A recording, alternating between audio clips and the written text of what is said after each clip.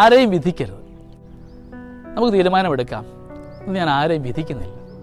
ചില ജോലിയിടങ്ങളിൽ, കുടുംബജീവിതത്തിൽ, നമ്മുടെ പഠന മേഖലയിൽ, വ്യക്തിബന്ധങ്ങൾ ഒത്തിരി കാരണങ്ങൾ കടന്നു വരാം. ഒരുപാട് നന്മ ചെയ്തിട്ട് തിന്മയായിട്ട് ഭവിക്കപ്പെടാമായിരിക്കാം. ഇന്ന് ആരെയും വിധിക്കാത്തൊരു മനോഭാവത്തിൽ വിധിയുടെ കാരണങ്ങളൊക്കെ ഉണ്ടാവാം, ന്യായീകരണങ്ങളുമൊക്കെ ഉണ്ടാവാം. ഇന്നിൻ്റെ ഈ മണിക്കൂറുകളെയൊക്കെ ഞാൻ ആരെയും വിധിക്കാത്തൊരു വ്യക്തിയാകുവാനായിട്ട് നമുക്ക് ഒരുങ്ങാൻ പ്രാർത്ഥിക്കാം. പലപ്പോഴും നമ്മുടെ വിധിയാണ് അവരുടെ നൊമ്പരമുളവാക്കുക. നമ്മുടെ വിധിയുടെ പുറകിൽ പലപ്പോഴും അനുഭവങ്ങളും ഉണ്ടാകും. ഞാൻ അനുഭവിച്ചു കൂട്ടിയ എൻ്റെ ജീവിത പാരമ്പര്യങ്ങളും നന്മകളും ഒക്കെ ആയിരിക്കാം പലപ്പോഴും എന്നെ വിധിക്കുവാനായിട്ട് കാരണമാക്കി മാറ്റുന്നത്. ഒരുപക്ഷെ ഞാൻ വിധി കേൾക്കുന്ന ആൾക്ക് അത് താങ്ങുവാനുള്ള മനോഭാവം ഉണ്ടാകത്തില്ലായിരിക്കാം. അപ്പോൾ എൻ്റെ കാഴ്ചപ്പാടിനൂടെ ഞാൻ ചിന്തിക്കുമ്പോഴാണ് വിധിയായിട്ട് മാറുക. അവൻ്റെ കാഴ്ചപ്പാടിലൂടെ അത് കാണുവാനായിട്ട്, അവരുടെ കുറവുകളെ മനസ്സിലാക്കിക്കൊണ്ട് അവൻ്റെ പാഴ്ചകൾ ഉൾക്കൊള്ളുവാൻ സാധിക്കുമ്പോൾ നമുക്ക് വിധിക്കുവാൻ ശക്തി ഉണ്ടാവുകയില്ല. ആരുടെയും മേൽ വിധി കൊടുക്കുക. കർത്താവ് പറയുന്നുണ്ട്, ആരെയും വിധിക്കരുത്.